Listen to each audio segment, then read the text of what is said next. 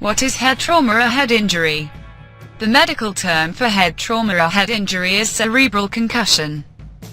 As the general term suggests, it is a kind of injury that is associated with accidents and also as sports contusions.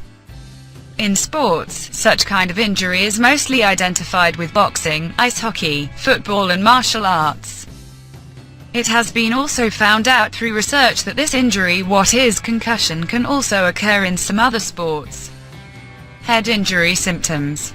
In the past, this condition was a subject of discussions in sports arena, media, athletes, sponsors and even the sports medicine professionals.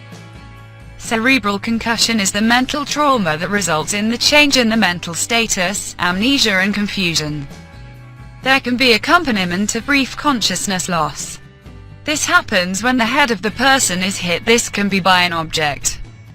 Consequently, it can happen because of jarring of the brain against the skull with a force that is sufficient to cause a temporary loss of functioning.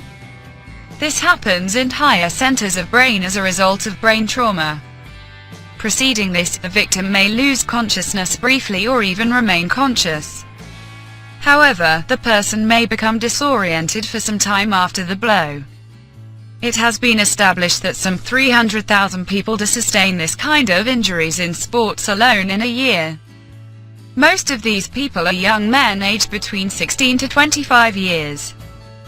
Mostly this kind of condition disappear by itself without any lasting effect. Nevertheless, it can lay the foundation for some major brain conditions.